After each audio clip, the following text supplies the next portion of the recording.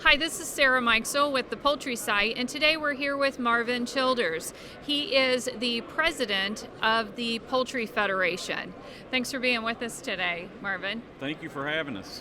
Very good. And we're here at the Poultry Symposium that you guys put on every year, kind of in the heart of poultry country. I think I can say that. Absolutely. We're down in Arkansas, so it's exciting to be here. This is my first trip to Arkansas, so it was nice to fly in today. Great. We're glad to have you. And we're here at an annual event, and as you can see, this is going to be a big event for us. Yeah.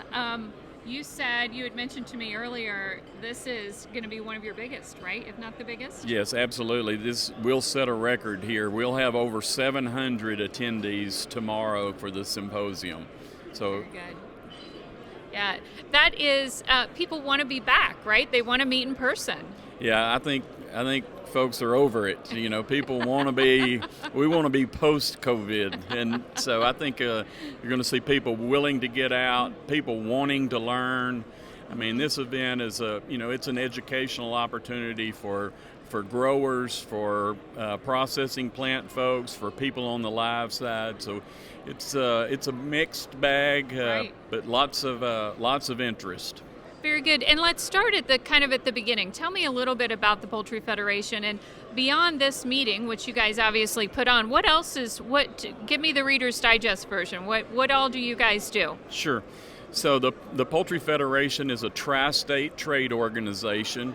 We represent the poultry companies in Arkansas, Oklahoma, and Missouri. We're based out of Little Rock, and here in Arkansas, we do a lot of lobbying at the state capitol.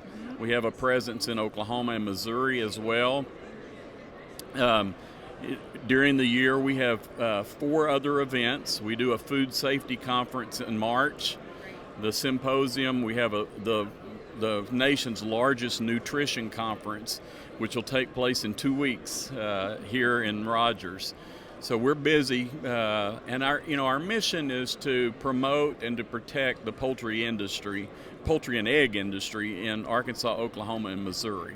So education, making certain that we're active in the government relations arena, and then doing things. We also have a scholarship program.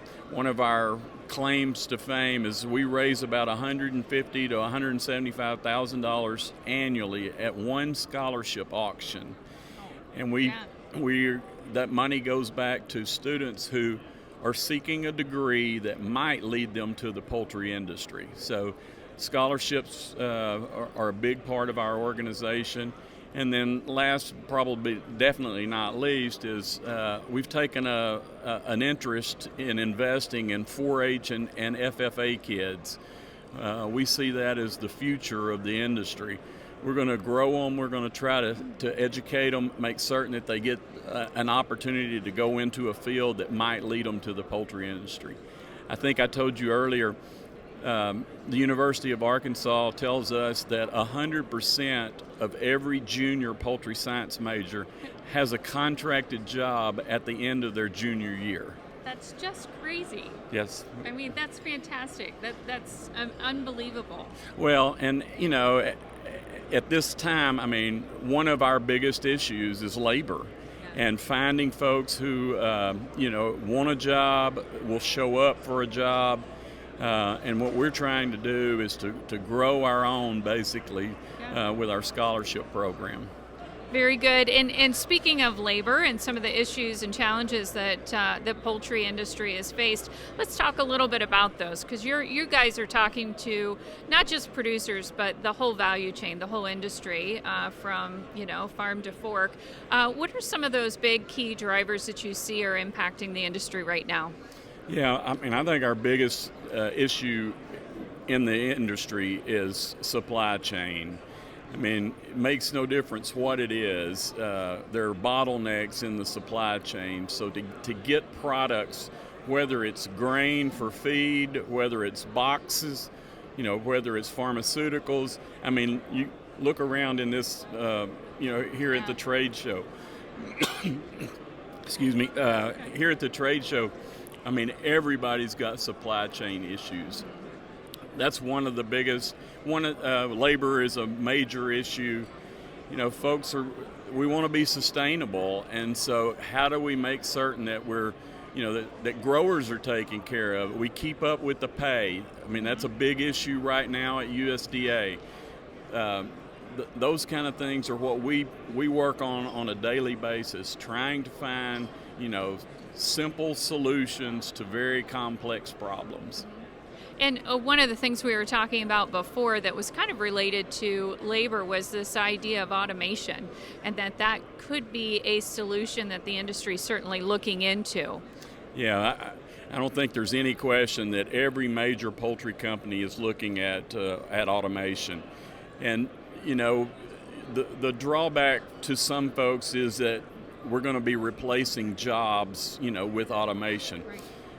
As I mentioned to you, I mean, most plants have hundreds of people on the payroll as extra help because we know hundreds are not going to show for work.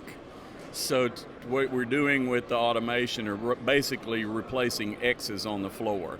So I don't think anybody's going to lose a job when we start talking about automation. And in fact, we're going to need people who can work on every robot that's inside of a poultry processing plant. Very good. It's COVID has highlighted some of these things, but it does seem like there are just some things in the industry as well. I mean, some other things that are, I guess, politically driven, and some things in the news recently that are impacting the industry too. Yes, anytime we have a change in administration or where, one party controls the House or the Senate, all of those things pop back up through one of the regulatory agencies. But, we're so fortunate that we're located in a place. I mean, we rank third in the nation in broiler production here in Arkansas. We rank third in the nation in turkey production. And we rank 8th in the nation in egg production. And when you start talking about, those kind of numbers, right. I mean, we're processing in Arkansas about 20.5 million chickens per week.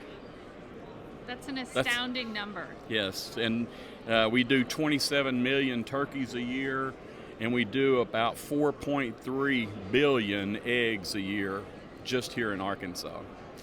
And we're fortunate in that we have so many of the major poultry companies' corporate headquarters here.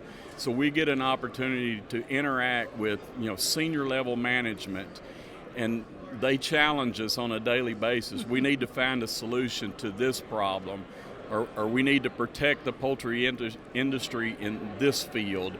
And being sustainable, I mean, I don't think there's anybody in the industry that doesn't want it. I'm thrilled that we've got solar companies here today who and tomorrow are going to be talking about, is it cost effective to use solar panels to provide energy for the birds in the houses? So we're really excited about this symposium. Very good. Well, thank you so much today, Marvin, for all the information. It's great to visit. Thank you very much for being here. This is Sarah Mikesell with the Poultry Site.